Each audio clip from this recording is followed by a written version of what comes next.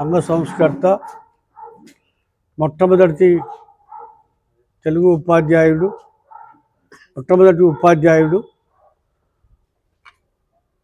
మహాత్మా జ్యోతిరావు పూలే గారి యొక్క వర్ధంతి కార్యక్రమాన్ని ఫెడరేషన్ ఆధ్వర్యంలో ఫెడరేషన్ కార్యాలయంలో ఈరోజు వారికి ఘనంగా జరుపుకోవడం జరిగింది.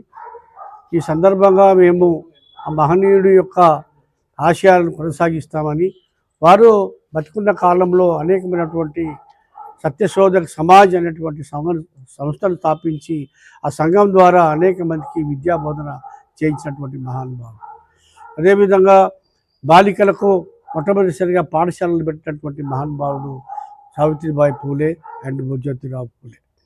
అదేవిధంగా ఆ రోజు ఉన్నటువంటి ప్లేగ్ వ్యాధులు వచ్చినప్పుడు స్వయంగా తను ఫెడరేషన్ తన యొక్క సంఘం ద్వారా, సంఘం కార్యకర్తల ద్వారా సేవలు అందించినటువంటి మహానుభావుడు.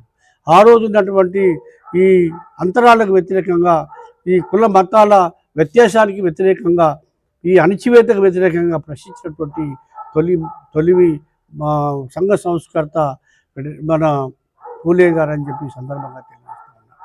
వారు జీవితాంతము 1827 నుంచి 1890 మధ్య కాలంలో మొట్టమొదటిసారిగా అనేక మంది వారు సంఘం ద్వారా బాలికల పాఠశాలలు చెప్పడం కానీ, అదేవిధంగా ఎడ్యుకేట్ చేసే ప్రోగ్రామ్స్ కానీ, ఈ కులాల మతాలకు అతీతంగా పోరాటం చేయడం కానీ, అణచివేతకు వ్యతిరేకంగా మాట్లాడడం కానీ, అనేకమైనటువంటి కార్యక్రమాలు చేసినటువంటి మహానుభావుడు. అనేక అవమానాలు కూడా గురైనటువంటి మహానుభావుడు జ్యోతిరావు పూలే. ఆయన ఆశయాలు కొనసాగిస్తాం ఫెడరేషన్ పక్షాన. ఫెడరేషన్ కూడా వారి ఆశయాల్లో భాగంగా ముందుకు పోతూ ఉంది. ఆయన యొక్క ఆశయాలను తీసుకొని ప్రజల్ని ఎడ్యుకేట్ చేస్తూ, విద్యావంతులు చేస్తూ, ప్రశ్నిస్తూ ముందుకు పోతూ ఉంది. ఈ సందర్భంగా వారికి మరొకసారి జోహార్లు తెలియజేస్తూ సెలవు తీసుకుంటాం.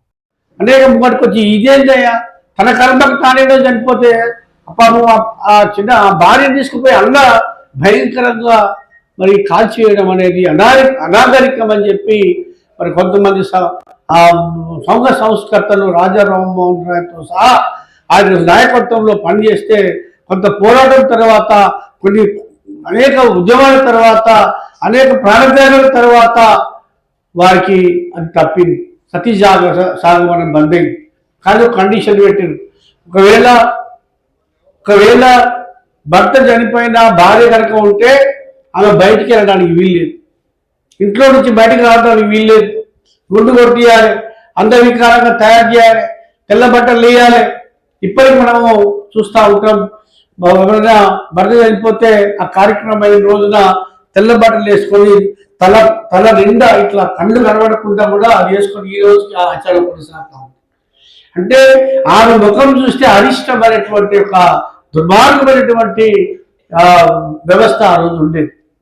ఆ తర్వాత అంత వికారమైన తర్వాత వీరేశలింగం లాంటి పంతులు లాంటి వ్యక్తి ఏందయ్యా, భార్య చనిపోతే భార్య ఎన్ని పెళ్లిళ్ళైనా చేసుకోవచ్చు, పాపం ఆమె పాపం చేసింది, భర్త చనిపోతే ఆమె ఎందుకు పెళ్లి చేసుకోకూడదు, ఎందుకు వివాహాలు చేయకూడదు, పునర్వివాహం ఎందుకు చేయకూడదు అని చెప్పి ఆయన కొన్ని రోజులకు ఆయన బయలుదేరిన తర్వాత దాని ఎందుకు పోరాటాల తర్వాత మళ్ళీ ఆమె పునర్వివాహం చేసుకోవచ్చు అని చెప్పి ఆ రోజు. ఎందుకంటే ఇదంతా కూడా ఉట్టిగా రాలే, ఉద్యమాలే.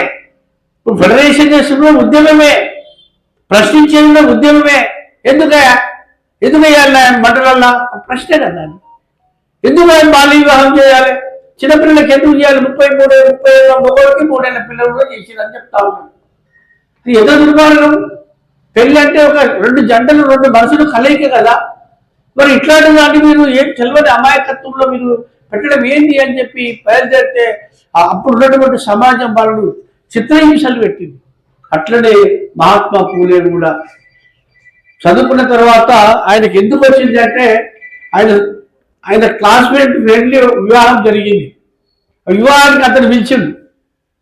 పెళ్లికి వచ్చిన తర్వాత పెద్ద ఊరేగింపు జరుపుతా ఉంటే ఆ ఊరేగింపులో మహాత్మా పూలే ఉన్నాడు. అక్కడ ఉన్నటువంటి ఏది మాతో పాటు వీడు నడవడమేంది, వీడు తక్కువ కులపోడు వీడు నడవడమేంది, వీడిని మరి ఆ రోజున బాగా అక్కడ నుంచి అతను బయటికి వెళ్ళగొట్టి అతను ఉంటే మేము ఎవరో కూడా ఉండము అని చెప్పేసి ఆ పెళ్లి కొడుకు చెప్తే తప్పనిసరి పరిస్థితిలో వెళ్ళిపోమంటే వెళ్ళిపోయినాయి. వెళ్ళిపోయి దీనికి ఏదో మనము దీనికి కారణం ఒకటి విద్య లేకపోవడం, సమాజం అమాయకంగా ఉండడమే. కాబట్టి అందులో మహిళలు అయితే ఎవరికి చదువు లేదు. ఆయనంత వరకు ఆ రోజు వరకు ఎవరికి చదువే లేదు, ఇంక్లూడింగ్ ఆల్ క్యాస్టులు, ఎస్సీ కానీ ఎస్టీ కానీ బీసీ కానీ బ్రాహ్మణ వైశ్య ఏ కులమైనా సరే మహిళలు బయటికి వెళ్ళడానికి వీల్లేదు. అసలు ఎందుకంటే నా చిన్న బొడబొడలో కూడా తన భార్య పక్క ఒక మొగాయితో మాట్లాడతాను, పెద్ద మహాపాపం. ఏం మాట్లాడుతున్నావు? ఇప్పటికి కూడా లేదు అది సంస్థ, ఇప్పటికి కూడా ఉంది. ఏం మాట్లాడితే పక్కకేమో మాట్లాడుతా ఆయన భార్య చూడవేయాలి. అంటే ఇంత దుర్మార్గమైన వ్యవస్థ ఈ రోజు వరకు మన మానసికంగా ఫిక్స్ అయింది. అంటే ఆ రోజు నుంచి అట్లా వండుకుంటూ వస్తూ ఉంది.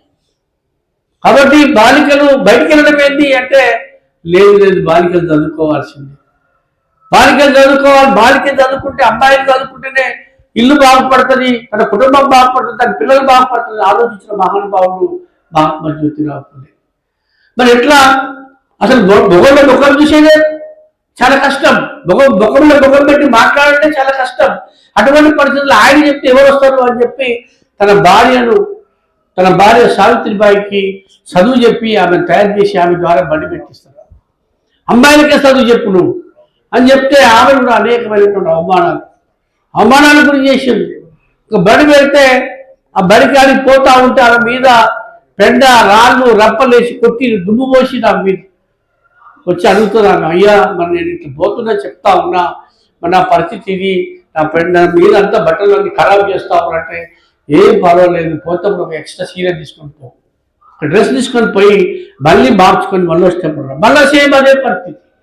ఈ విధంగా ఎంత చేసినా మానకపోతే తండ్రి మీద బాగా ఒత్తిడి తీసుకొచ్చి నీ కొడుకుకు మర్యాదగా చెప్తున్నాం, నువ్వు ఉంటావా లేకపోతే నేను మొత్తం మీ కుటుంబాలంతా కూడా కాల్చి పారేస్తామని చెప్తే అప్పుడు కొడుకును ఆ కుటుంబాన్ని బహిష్కరిస్తే ఆయన అయితే ఎక్కడ పోయిండో ఎవరైతే ఉంటుండో అక్కడ కూడా మళ్ళీ పాఠశాల పెట్టి అట్లా ఆ రోజు నుంచి బాలికలకు పునాది పడ్డది, బాలికల విద్యకు పునాది పడ్డది అంటే మహాత్మా పూలే అని చెప్పి ఈ సందర్భంగా మనం గుర్తు చేసుకోవాల్సిన అవసరం.